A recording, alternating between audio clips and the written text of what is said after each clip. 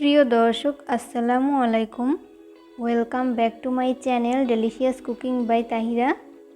আজকের পর্বে আপনাদেরকে ময়দার সাথে চিনি মিশিয়ে দারুণ মজার একটি গজা মিষ্টি বানিয়ে দেখাবো।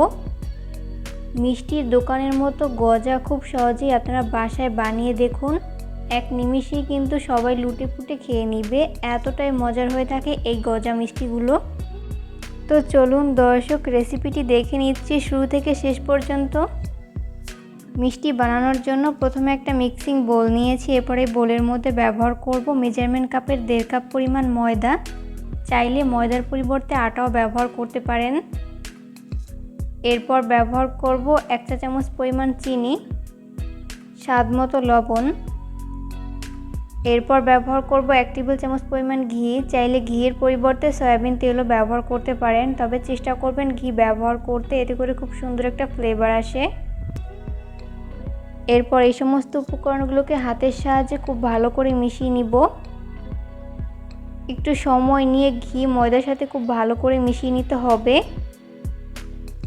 তো মেশাতে মেশাতে একটা পর্যায়ে দেখা যাবে যে এই মিশ্রণটি মুঠো করলে দলা পেকে আসছে এবং চাপ দিলে ভেঙে যাচ্ছে। ওই পর্যায়ে বুঝতে হবে এই মিশ্রণটি মাখানো একদম পারফেক্ট। এই পর্যায়ে আমি এর মধ্যে অল্প অল্প করে নর্মাল তাপমাত্রার পানি অ্যাড করে পারফেক্ট একটা ডো তৈরি করে নিব।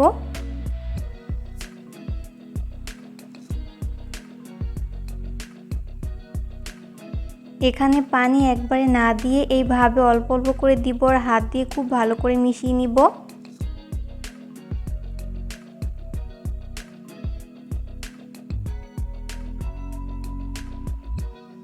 তো মেশাতে মেশাতে এরকম সফট একটা ডো তৈরি করে নেওয়া হয়েছে। এরপর ঢাকনা লাগিয়ে 10 মিনিটের জন্য রেস্টে রেখে দিব। এরই মাঝে মিশ্রণটি পুরোপুরি সেট হয়ে যাবে। 10 মিনিট পর আমি ঢাকনা উঠিয়ে নিচ্ছি। এরপরে ময়দার মিশ্রণটিকে আমি আরও কিছুক্ষণের জন্য মথে নিব। যত ভালো মথা হবে মিষ্টি শেপগুলো ততই পারফেক্ট হবে, তাই একটু সময় নিয়ে ভালো করে মথে নিতে হবে। তো এরপর যে কয়টা মিষ্টি তৈরি করে নিব ওইভাবে ভাগ করে নিয়েছি। এরপর মিষ্টিগুলো বানানোর জন্য বোর্ডে সামান্য পরিমাণ তেল মেখে নিচ্ছি। এখানে কিন্তু অবশ্যই তেল মেখে নিতে হবে, ময়দার ডাস্ট ব্যবহার করা যাবে না। এরপর একটা মিষ্টির শেপ নিয়ে বেলনির সাহায্যে এইভাবে বেলে নিচ্ছি। আর মিষ্টিগুলোকে এইভাবে লম্বালম্বি করে বেলে নিতে হবে। মিষ্টির এই শেপটি খুব বেশি পাতলা আবার খুব বেশি মোটা না, মিডিয়াম পুরুত্ব রেখে বেলে নিতে হবে। এরপর একটা কাঁটা চামচের সাহায্যে এইভাবে কেচে নিচ্ছি। গজা মিষ্টি বানানোর ক্ষেত্রে অবশ্যই মিষ্টির শেপটিকে এইভাবে কাঁটা চামচ দিয়ে কেচে নিতে হবে, এতে করে ভাজার সময় আর ফুলবে না, তাই অবশ্যই এই স্টেপটি ফলো করতে হবে। তো তৈরি হয়ে গেল আমার একটা মিষ্টির শেপ। সেমভাবে আমি সবগুলো মিষ্টির শেপ তৈরি করে নিয়েছি। এরপর মিষ্টিগুলোকে ভেজে নেওয়ার জন্য চলে যাব কিচেনে। ওই জন্য চুলায় একটা প্যান বসিয়ে দিয়েছি। এরপর এর মধ্যে পর্যাপ্ত পরিমাণ সয়াবিন তেল ব্যবহার করছি। তেল যখন মিডিয়াম আঁচে গরম হবে ওই পর্যায়ে আমি একটি একটি করে মিষ্টি শেপ দিয়ে দিচ্ছি। আমি এখানে টোটাল 8টি মিষ্টি শেপ তৈরি করে নিয়েছি, তাই প্রথম ব্যাচে আমি 5টি দিয়ে দিচ্ছি, বাকি 3টি পরের ব্যাচে ভেজে নিব। চুলার আঁচ মিডিয়াম ফ্লেমে রেখে এই মিষ্টিগুলোকে ভেজে নিতে হবে, এতে করে দুই পাশ ভালো মতো কুকড হতে পারবে। কোনোভাবেই কিন্তু মিষ্টির শেপগুলোকে হাই আঁচে ভাজা যাবে না, সেক্ষেত্রে কিন্তু উপর থেকে খুব দ্রুত কালার চলে আসবে, তবে ভেতরটা ভালো মতো কুকড হবে না।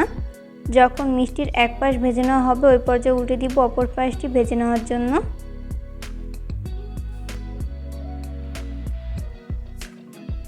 উল্টে পাল্টে মিষ্টির শেপগুলো যখন দুই পাশ গোল্ডেন ব্রাউন কালার করে ভেজে নেওয়া হবে তখন এই মিষ্টির শেপগুলোকে আমি তেল ঝরিয়ে তেল ছেঁকে উঠিয়ে নিব। সেমভাবে আমি বাকি মিষ্টির শেপগুলোকেও ভেজে নিব। মিষ্টির শিরা তৈরি করার জন্য চুলায় একটা পাত্র বসিয়ে দিয়েছি। এরপর এর মধ্যে ব্যবহার করব মেজারমেন্ট কাপের 1 কাপ পরিমাণ চিনি। 1 কাপ চিনির জন্য আমি এখানে হাফ কাপ পরিমাণ পানি ব্যবহার করছি। এখানে কিন্তু অবশ্যই ঘন একটা শিরা তৈরি করতে হবে, পাতলা শিরা করা যাবে না। তো এরপর একটা স্প্যাচুলার সাহায্যে খুব ভালো মতো নেড়েচেড়ে মিশিয়ে নিচ্ছি। খুব সুন্দর একটা ফ্লেভারের জন্য আমি এর মধ্যে ব্যবহার করব 2টি এলাচ, আর এলাচের মুখটাকে এইভাবে খুলে দিতে হবে, এতে করে এলাচের সুঘ্রাণ বেরিয়ে আসবে। এরপর আবারও খুব ভালো মতো নেড়েচেড়ে মিশিয়ে নিচ্ছি। যখন চিনিটা গলতে শুরু করবে ওই পর্যায়ে চুলার আঁচটা হাই ফ্লেমে রেখে আরও 2 মিনিটের মতো জাল করে নিব। এরপর আগে থেকে ভেজে রাখা মিষ্টি শেপগুলোকে দিয়ে দিচ্ছি। এরপর স্প্যাচুলার সাহায্যে অনবরত নেড়েচেড়ে মিশিয়ে নিতে হবে। এই পর্যায়ে কিন্তু নাড়া বন্ধ করা যাবে না। নাড়তে নাড়তে একটা পর্যায়ে দেখা যাবে যে চিনির এই মিশ্রণটা খুব ভালো মতো মিষ্টির সাথে মিশে গেছে।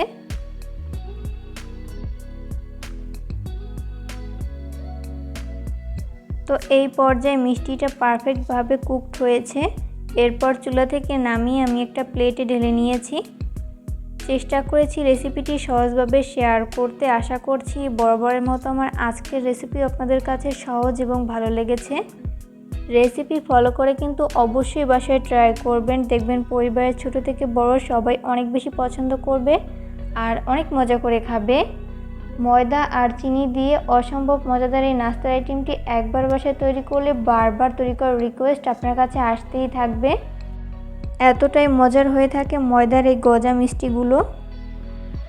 আর মিষ্টিটা কতটা পারফেক্ট হয়েছে বাসায় ট্রাই না করলে কিন্তু বুঝতেই পারবেন না। অবশ্যই ট্রাই করবেন। আমি একটা মিষ্টি আপনাদেরকে ভেঙে শেয়ার করছি যে এটা কতটা পারফেক্ট হয়েছে। ভিডিও ভালো লাগলে লাইক, কমেন্ট এবং শেয়ার করতে একদমই ভুলবেন না। পরবর্তী রেসিপি দেখার আমন্ত্রণ জানিয়ে আজকের মতো এখানেই বিদায় নিচ্ছি। সবাই অনেক বেশি ভালো থাকবেন। আল্লাহ হাফেজ।